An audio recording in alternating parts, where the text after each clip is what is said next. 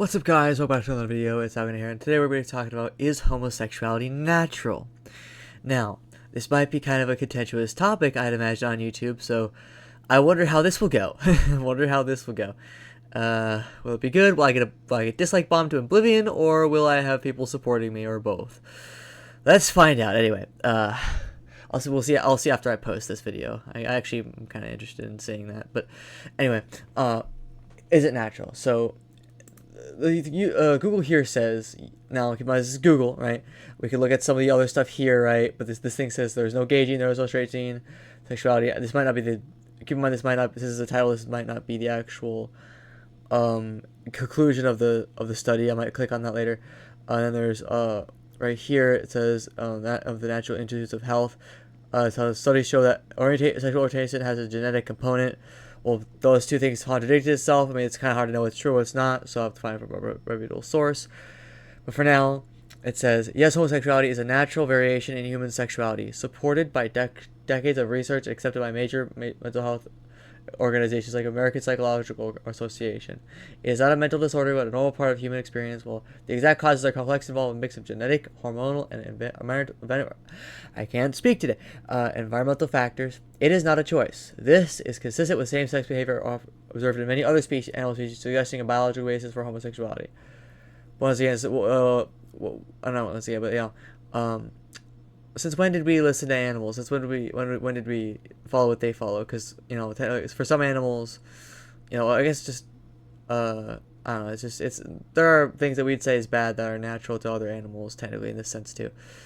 But yeah, it says homosexual behavior has been documented in more than 450 different species of animals, demonstrating that same-sex attraction is not unique to humans and is a natural phenomenon across the biological world. The rejection of harmful theories. The understanding that homosexuality is natural counters the idea that it is a choice, and refutes harmful practices like conversion therapy, which attempts to change the sexual orientation and are considered ineffective and potentially damaging. Well, what's the definition of natural here? Because in different situations, it might not be, considered that, right? I mean, just because animals do it doesn't mean it might be natural in another sense. I mean, it might mean it's natural in a sense where, it occurs in nature, sure, but. And I'll explain later what I mean here, but I don't know how if conversion therapy could be harmful. I guess it depends on what happens there. I mean, I don't know what happens in conversion therapy. Keep in mind, I've never really seen but trying to convert somebody to be straight, at least with love and kindness, I can't imagine would be too harmful. I mean, even just it's also a choice to have sex in the first place, so they could choose not to. If it is, if it is homosexuality isn't natural, or if it is somehow bad. I know the Bible says it's a sin, but but I'm gonna try not to argue for the Bible right now. I'm gonna try to argue from facts and perhaps science, if I can, right now. So, recognizing homosexuality as a natural variation promotes acceptance and understanding, valuing it as a normal and positive aspect of human diversity. But should it be normal though? I guess that would insinuate there's a. I guess that would insinuate that there's a moral aspect to being homosexual, which if there is no God, there can't really be a moral aspect of it. That's at least that's objective. But well, let me know you guys want to see videos about objective morality, subjective morality, and proof for God and stuff in another video. But for now, let me know in the comments. But for now, it says it's an all positive aspect of human diversity. Well, positive aspect of human diversity. Well, I understand how it's too positive, and we're going to get into that in a second here. Let's get into it. So, basically, it says, well, what if the natural was not this definition of it occurs in nature? Because since when does it occurs in nature mean that it is therefore good, or is therefore positive, or is therefore means that it is not a choice? Well, what if it's natural is in a sense of intended, how maybe if you're a Christian, how God intended, or if you're if you're an atheist, how evolution intended in a sense, how evolution kind of brought up species, or at least maybe not evolution, maybe just how the natural uses of the different sexes and stuff. So let's see here. First of all, there's you might wonder why I have this on up here, and we'll get to that in a second. Up here, but anyway, the risk of STDs for homosexuals, gay, bisexual, and other men who have sex with men face higher risks of STIs, including HIV, gonorrhea, chlamydia, and syphilis, due to biological factors like a higher potential for exposure and behavioral factors such as unprotected sex and higher rates of asymptomatic infections within the community. Prevention strategies include consistent condom use, regular STD testing, vaccination, limiting partners, and avoiding substance use, which can increase risky sexual behaviors. But anyway, it is higher. Let's see here. Let's go to the first study here. We have I don't know if this would be like National Library of Medicine seems credible, but I wouldn't know for sure. Let's see here. This thing says that this study compared prevalence of rates of most common sexually transmitted diseases, STDs, in heterosexual and homosexual men who made respectively 12,201 and 5,321 visits to an STD clinic over the 18 months.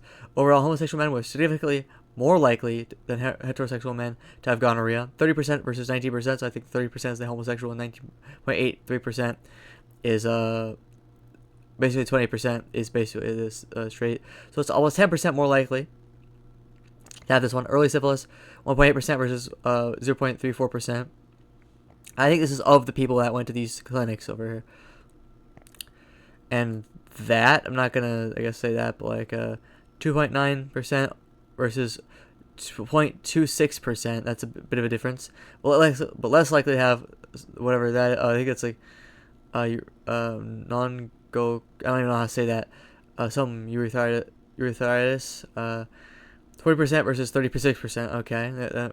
Herpes genitalis. 36%. Sorry, 93% versus 3.69%. 5%. That here is slightly more likely, and then this one. But for the most part, I think it's I guess it depends on what it is. I think the different things cause different things, but anyway, I imagine if you go into the butt, you know, if you're dude, like if you, it's not going to be very clean in there, you know. So I mean, it's just not meant for that. You just could tell because it's just like the butt was meant for pooping. It was not meant for penetrating in that way. So yeah, that's kind of partially the reason why I don't think it's necessarily natural in this sense. Now, it's natural in a sense where it occurs in nature, but does that mean that it was the use that is clearly how it's supposed to be, right? Here we have canadian sex cause incontinence, which means like the basically unable to control your pooping or peeing, right? So yes, Google says, and I'll probably look at some of this stuff too in a second. Yes, anal sex can increase the risk of incontinence, both fecal and urinary.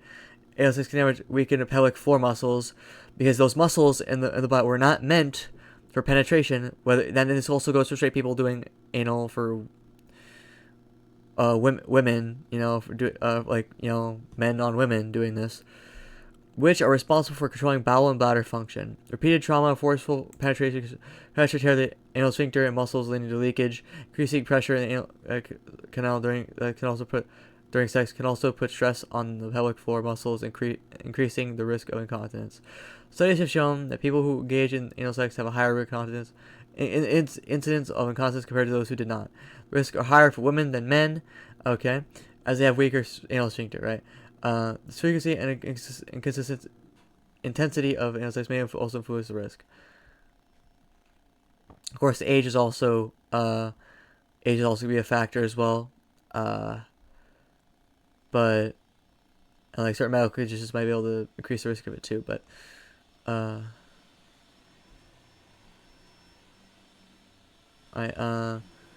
can this say it's like healthy when I guess it has risk? I mean, I guess it could be generally healthy. I don't know. But I can't imagine it'd be healthy to stick a pole into some place that's like filled with poop. I can't imagine that would be healthy by any means. I mean, but let's go to the National Institutes of Health. This is .gov, so it could probably be, I'd imagine, a bit, credible to some extent at least. I guess from 2009 2010 might be a little old, keep in mind. 6,150 adults over I think 20 years from the 2009 to 2010 cycle of the National Health. Fecal incontinence was defined as loss of liquid, solid mucus occurring at least monthly on a validated questionnaire. A gender-specific sexual behavior questionnaire expressed in any anal intercourse via an audio computer-assisted personal interview.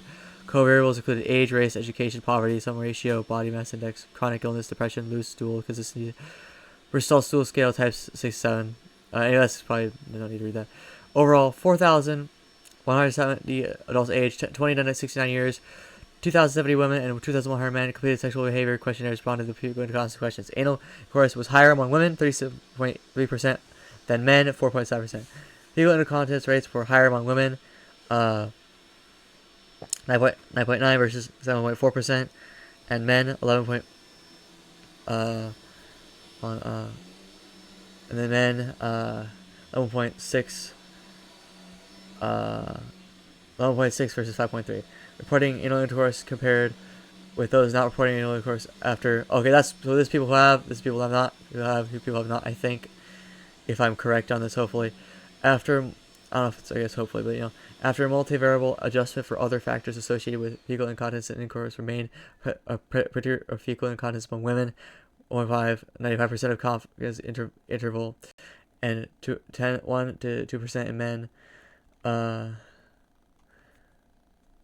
So finding support assessment of anal intercourse is a factor contributing to fecal incontinence in adults, especially among men. Especially among men, it says. Anyway, yeah, guys, it's basically what I think. The homosexuality is not necessarily natural in a sense, because it's clearly, I'd say it's not necessarily, a good idea to do that, because it's not clean and stuff. Where like I think from what I heard, I take it with a grain of salt, but I'm pretty sure this is true, or I think this is true. Women's parts will have like a kind of self clean a bit. They have like it's a little acidic in there, so it's like it can self clean and stuff. So, I think that it makes more sense to put it in there than it does someone's butt. So that's what I think. So, and let me know if I'm wrong in the comments. And I'd like to hear your guys' opinions. If you've watched this far in the video, thank you so much. Please like and subscribe if you haven't already. I would really appreciate that. Likes and subscriptions. What? How do I say it? Likes and subscriptions are appreciated, and I do rejoice over them. Thank you guys so much for watching, and bye.